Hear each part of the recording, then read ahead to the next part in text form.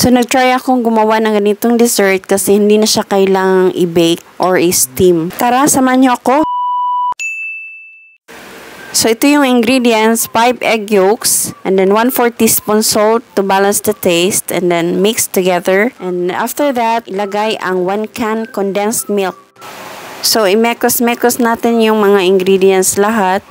And then, ilagay na natin yung coffee powder, 2 sachets or 2 sticks na coffee. So, okay lang siya na may magbubuo pa kasi hindi pa naman natin siya nilagay sa kalan. And then, you put 2 tablespoons of cornstarch. Then, mix well.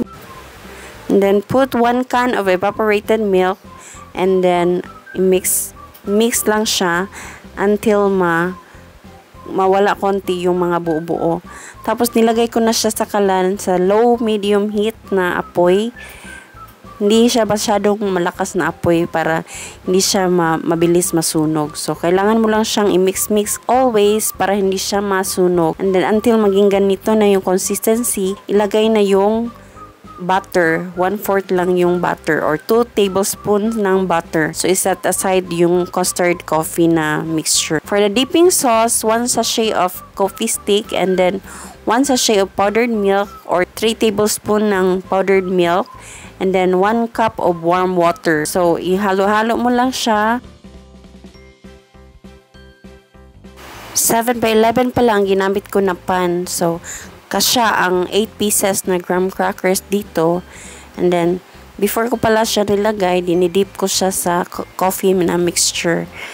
So, ito na yung first layer.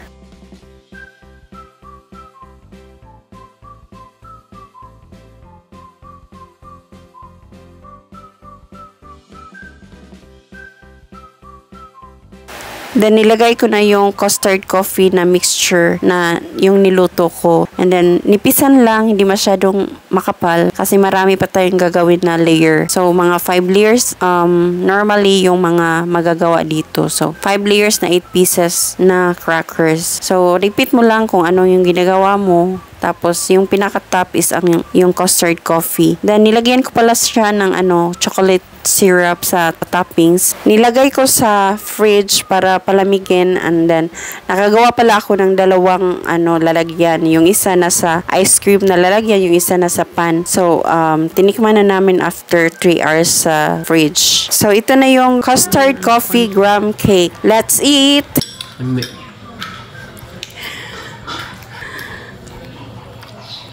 Tarong nagkuhan, be. Ako man na straight. Go!